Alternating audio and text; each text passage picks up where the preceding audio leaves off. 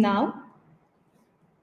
I missed the introduction, Aditi, but I did want to thank DeMello sir and the entire Millennial team. I've essentially been in touch with Pragya, Ida, and Arohi. But to the whole team of Millennium, a big congratulations to you. This is early leadership development, organizing a conference of this scale and size. So kudos to everyone. For everyone else on the call today, on this session on Introduction to Design Thinking, this is broadly the agenda that we'll follow today.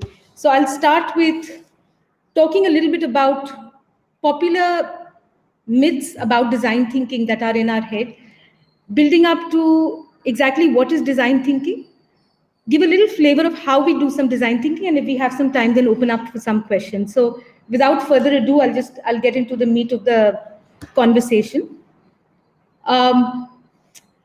The first myth about design thinking is that it's magic.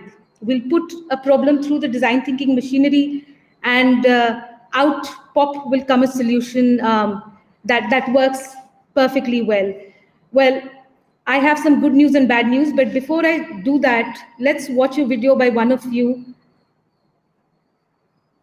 So I guess we could put the individual meanings together, and design would be to plan things out, and thinking is the mental process by which we make decisions and reason things out.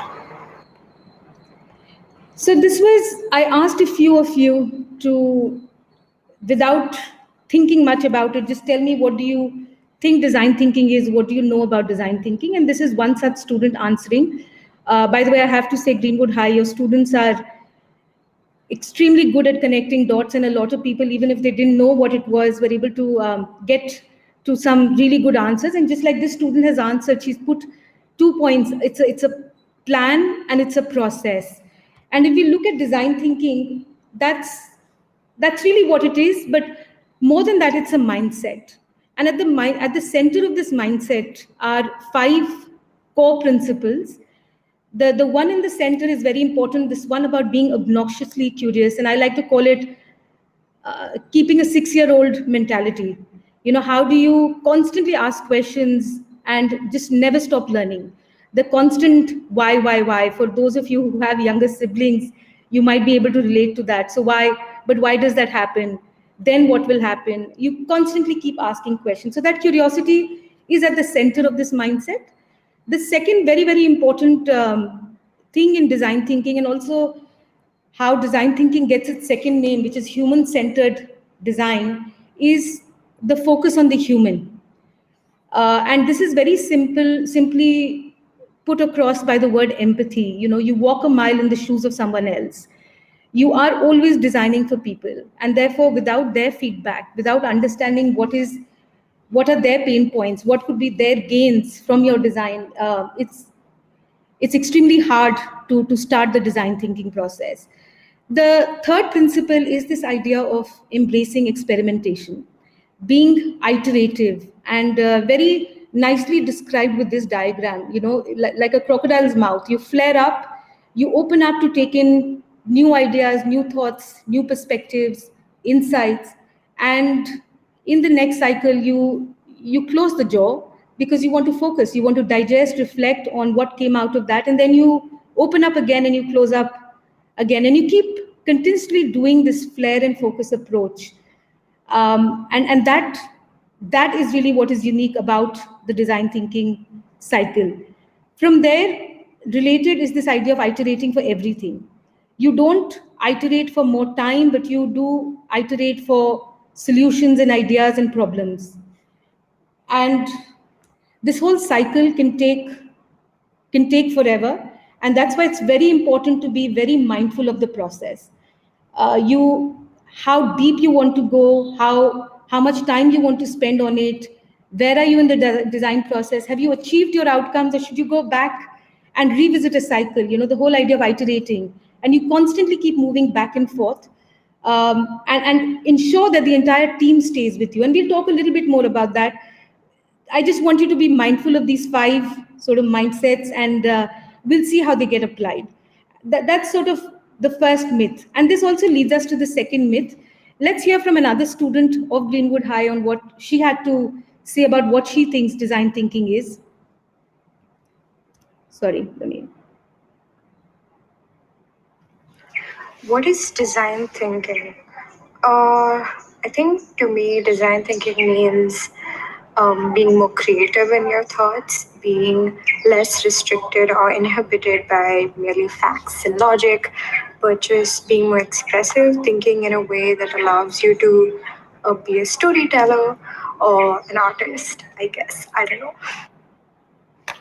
Okay, so as we saw, the student is talking about being creative, being using less of logic and facts, and letting your thoughts sort of lead you, your creativity lead you, and that's another myth about design thinking. We feel design thinking is human nature. We've been doing it.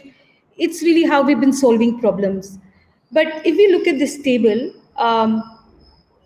business thinking versus design thinking, there are some very fundamental differences. The first one is business thinking relies a lot on logic, definitive proof, where's the data, what has happened in the past, where are the precedents about this, what are people saying. Rather than in design thinking, it's more intuitive, it's more what are people doing, not exactly what they're saying, but what are people doing. And therefore you do a lot of observation studies, focus groups, interviews, to get your data. And you're completely unconstrained by the past. You don't quite think about how did this problem get solved in the past. In fact, if that's the entry point, then design thinking is not going to help. In business thinking, we are very focused on we need to make a decision quickly, and we need to make the right decision. We use spreadsheets and PowerPoints to explain our decision making or our explain the thought process we followed. But in design thinking, we understand that there are multiple possibilities. The same problem can be put through the machinery, and what comes out can look very different based on who all were involved in the process. We also believe that there is no right and wrong way, but there is just a better way to do things. Where spreadsheets, PowerPoints are used for business thinking, in design thinking, we use things called persona maps, customer journey diagrams, prototypes, and I'll show you some of this in the session today. Do keep in mind it's a very short session. We're only talking about this for about 25-30 minutes. So it might feel a bit rushed, but the idea was to really just give you an overview.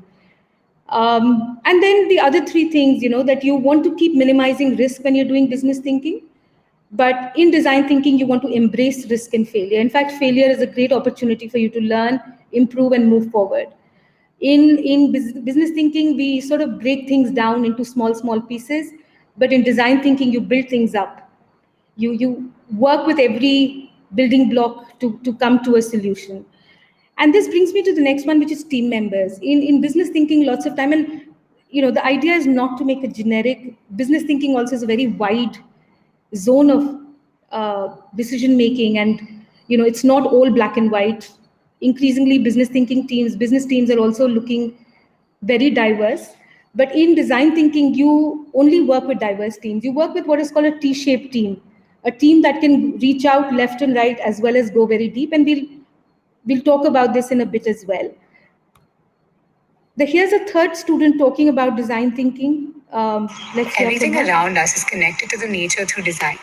The way that the drapes of our curtains fall, or even the small space in between our laptop keys, it's all design. According to me, design is imagination, creation, and most importantly, the acceptance of imperfection. It is a medium through which one can deliver the deeper meanings of life and experiences. So, as the student has said, this is the next myth, that we think all kinds of problems should be design thinked. But design thinking is used for very wicked, messy problems. And what are wicked and messy problems? Let's look at that. Problems that are interconnected and complicated, uncertain and ambiguous, ridden with conflicts and constraints. So something like, for example, for a lot of you, how do I meet my social needs during these times of lockdown, or during these times of school campuses not being open, play dates not being allowed, or something like climate change? How do I solve for climate change? How do I use design thinking to make career choices? These are very wicked, messy problems because they do not have any tried and tested ways of getting addressed. There are no standard ways. They require a completely creative and a very, the curious mindset sort of approach. And therefore, these are the kind of problems that make ideal cases for design thinking. Let's look at another myth, and that myth is that I have a problem, I can sit and I can just design think this. This idea of power of one, that one person can handle the entire design thinking process individually, and that's a myth. Design thinking, I talked about a T-shaped theme. It's so important that you need to have multiple people and people who come from diverse fields. So depending on the problem you have, you'll want to have different kinds of people sitting at the team who bring a different perspective into the user's needs, into the challenges that a user faces, because that is what will help you define the problem and ultimately the solution better. Another myth about design thinking is that it throws out absolutely crazy, wacky ideas. And this to me is one of the biggest myths why a lot of, especially in businesses, when you get to workplaces, people don't quite want to embrace design thinking because they think it's a very long process, and at the end, what you're going to get is not really usable. But really at the heart of design thinking is this idea that whatever solutions we come up with, they have to address the needs of the people. They have to be viable from a business perspective. So you have to make money or whatever your business needs are, and we have to be able to address them through technology. So we cannot have solutions that technology is currently not capable of delivering, and that, or you need to innovate on the technology. But these three circles have to intersect for us to get to an innovative solution. And that is the sweet spot for design thinking. That's where design thinking really has its impact. As an example of design thinking, this is, I don't know how many of you know this product, but this is Google Glass, a product that was designed without really but without really consulting users. A product that was developed for the market, it was put out and it failed because it couldn't connect with the user.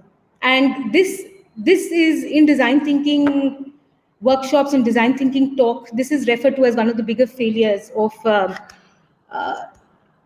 or application for design thinking. So look it up, Google Glass, big failure for the company, but big learning from a design thinking perspective.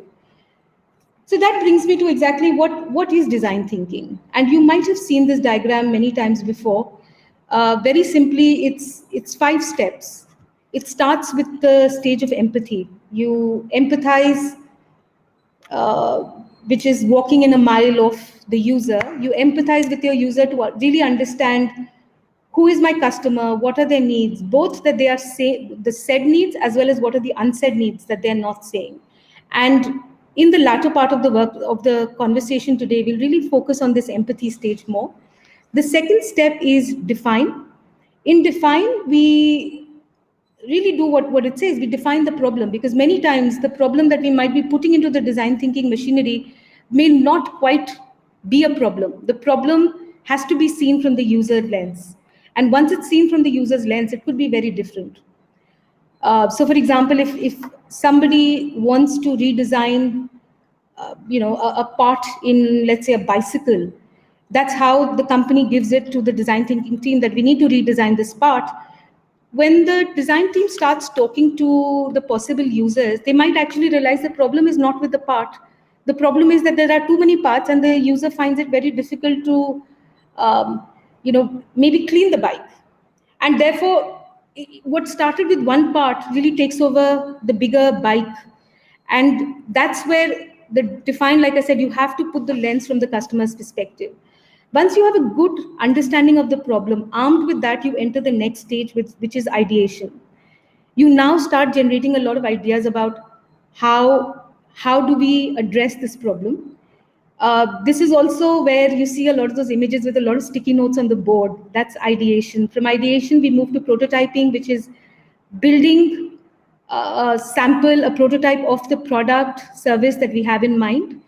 And once we have the prototype, we put it to market, we test it out, we collect user feedback, And at any point in this cycle, you might find yourself stepping back 1, 2, 3 steps. You get to ideation stage, you come up with a lot of ideas, and all of a sudden you realize that you haven't quite understood this user need well, and you would go back to the empathy stage. Or you get to testing, the user feedback comes back bad, again you might come back to a ideating stage, that we need to ideate on newer ideas. So that is where that iterative mindset comes. This is also where the human-centered design, the experimentative, empathizing with people, constantly asking questions is inbuilt into these 5 steps. So very powerful. At this point, I'd like us to do something together collectively. Let's understand how design thinking, this is all talk, but let's really see how design thinking works. And I took one, this is something, because design thinking is ideal for messy solutions, messy problems. And one of the messiest problem is, how do we make career decisions? And career coaches tend to use a lot of design thinking approach. But I thought we'll start with this problem about how do you make career decisions? Or you're standing at a point in time and you are trying to figure out, where do I go here from now? So at the empathy stage, the kind of questions you want to ask, and you don't want to do it alone, you probably want to put your parents or a teacher or a friend, couple of such people together on the table to help you go through this process. But the kind of questions you ask yourself at each stage. At the first stage, what are the constraints that I'm facing in making my career decisions? Is it because I don't know what's out there? Is it because I'm not prepared for it? Is it I don't quite enjoy what possibilities are there, and therefore I need to look at newer possibilities? Whatever that is, that needs to happen at the empathize stage. You come to the define stage, and this is where you start defining that do you have clarity on the different options? What is it that you really want to do? So at this point, you may come up with, how might I make a career in advertising, for example? And that becomes your problem statement. That comes out of the define stage. Next, we're moving to ideation. What does it mean? Shall I start a new company? Shall I look at launching something of my own? Shall I take a small break? Shall I upskill myself? Do I need to learn some newer skills? Do I need to go and network with different kind of people? Or maybe at this point, I need to go back to the empathy stage and I need to bring somebody else who understands that field of advertising better. I need to put them on the table with me so that I can do my empathy exercise all over again.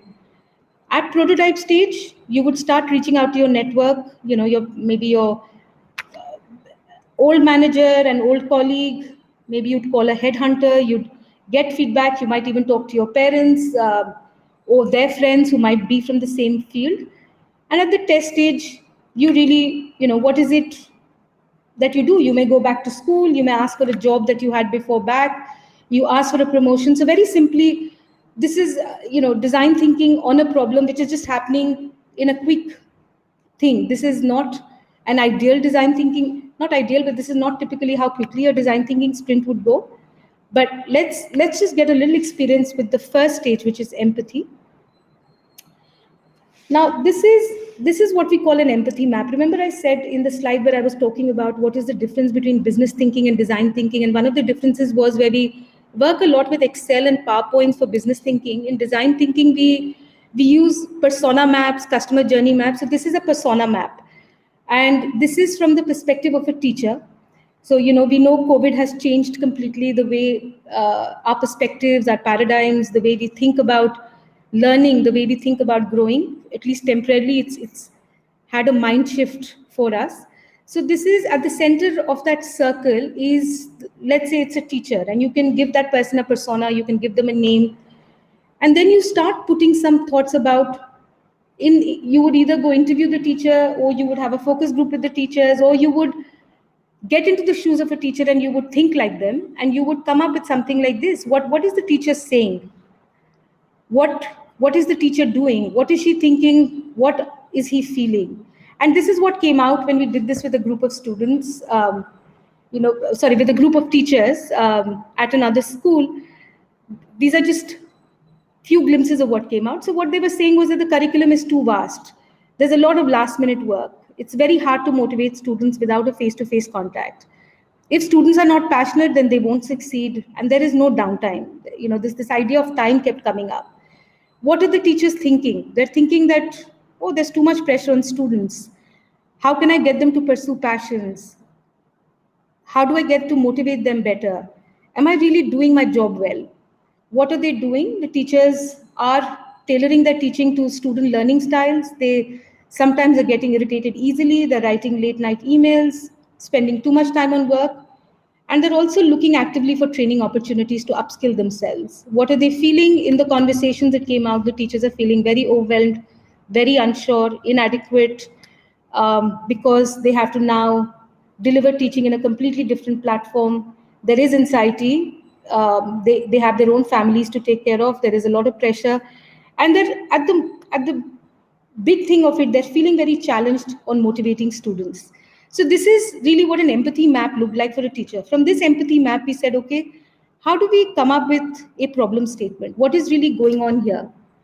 And this is what we came up with. The problem statement, the teacher is a highly motivated, passionate, but very pressured for time high school teacher.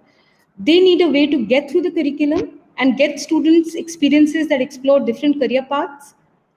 Because the school time is limited, experience is a vital influence for students. And given the COVID-19, it's the experiential activities that they felt were getting left out. So we said, okay, let the big question be, how might we support our teachers to be great educators online? And with that problem statement, I'm going to just put a link in this chat box, and I'd like all of you to please click on the link. One second, I'll just send it out and I'll tell you what I need you to do.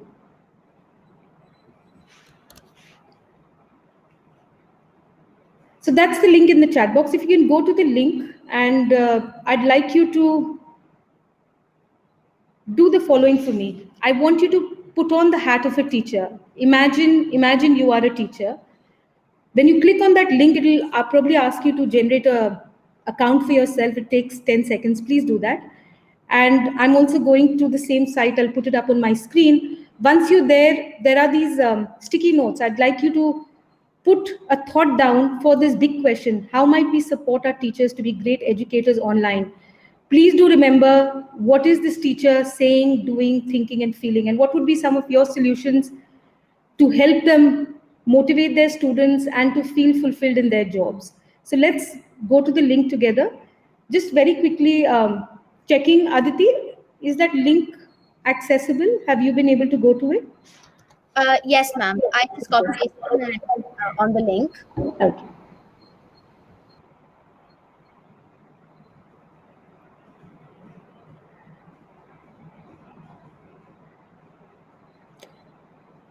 And Aditi, you're also able to see the sticky notes on the screen, right?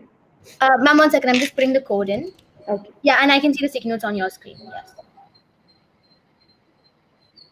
So please try to answer that question. How can we support our teachers to be great educators online?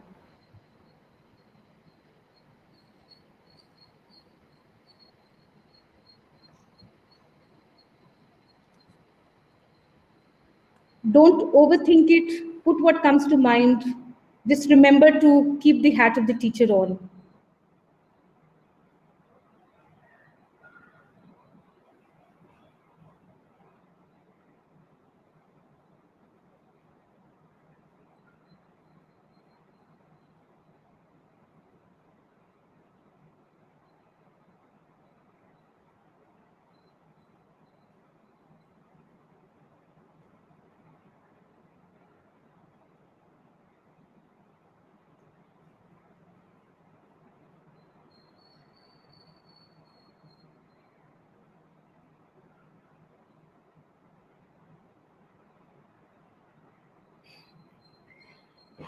Great suggestions, helping the teachers understand technology better, studying and performing well in class, letting them know periodically that you are actually learning. Because remember, the teacher was feeling inadequate, wasn't sure if they were being effective.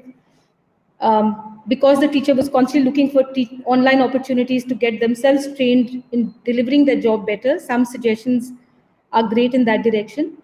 Be self-motivating, keep assuring your teachers that you are doing your work. Very good. Try doing more interactive quizzes with the class at the end of the week as a revision. Yes, absolutely. Helps keep learning in check. If we continue to do this for another few minutes and as the sticky notes fill up, we see the power, that whole idea of power of one. If one person is doing it, I bet you can't get beyond 5 to 6 or maybe 10 sticky notes. We've now been doing this for about 45 seconds to a minute, and the number of ideas we have on the board, and I see a lot more cursors moving, are quite a few. So this really tells you how important it is to have lots of people and the right kind of team assembled when you're doing a design thinking exercise. We'll give it another 2-3 minutes so we get more ideas on the board.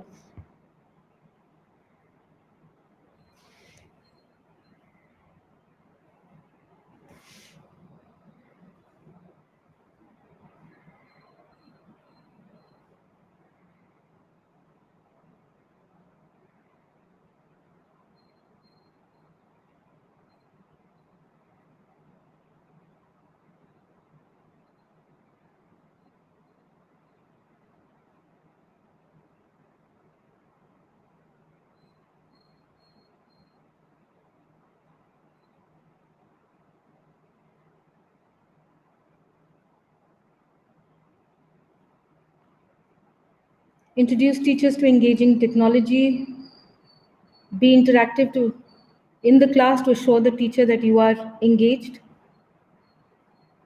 More interactions with teachers and students.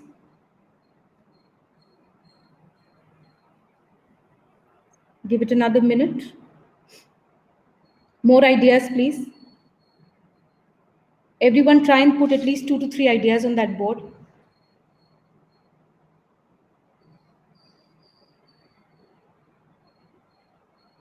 Make classes more interactive.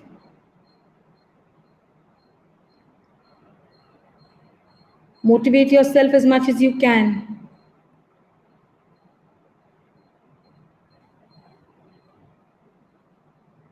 They already have tons on their plate, so we should not trouble them. We should do our duties like homework assignments, etc. Yes. By doing that, not having to send reminders might reduce the amount of time they have to spend. Give honest feedback to teachers. Tell them when they are doing a good job. Excellent. Really, Greenwood High, very impressive on how empathetic you're able to get in walking in the shoes of someone else. And that is not just for design thinking, but right now empathy is one of the most talked about skills. From a lot of speeches from very important people that you might hear talk about empathy. So this is so good to see that you are able to relate to your teachers, you're able to understand what challenges they face and then come up with solutions of your own. This is a good one. Self-study before class to ensure you understand as much information as you can, as well as giving yourself time to revise. Yes, ma'am. The time is actually up, but ma'am, we can continue this conversation in the roundtable conference. Perfect. So let's, what I wanted you to get from that exercise was really these ideas that come up and give you a feeling for how design thinking really works when you do it collaborative, when you're able to come up with deeply innovative ideas. From that exercise that we did with schools, I just wanted to let you know that some of the ideas that came up in a group like yours, but from the teachers, was creating a community of practice, having a group of teachers work, be a support system for each other, provide coaching support, shadowing their own children to understand what are the challenges students might face to increase their own effectiveness. Teachers try to learn a new skill and reflect on how that feels. That one's a repeat, and then sharing videos of their teaching and getting feedback from other teachers in the network in that community of practice. So in closing on design thinking, I really just want to say one thing, and that is, it's easy to be creative if you have absolutely no constraints. But true creativity will only thrive within constraints and not an absolutely limitless possibility. So happy design thinking at Greenwood High. Good luck. Take care, everyone. Thank you, Ms. Srivastava, for such insightful points. Attendees, you can go back to the previous tab and click on the roundtable option to join the roundtable conference. Coming up, we have advisor and sounding board to numerous young entrepreneurs and startups, T.N. Hari.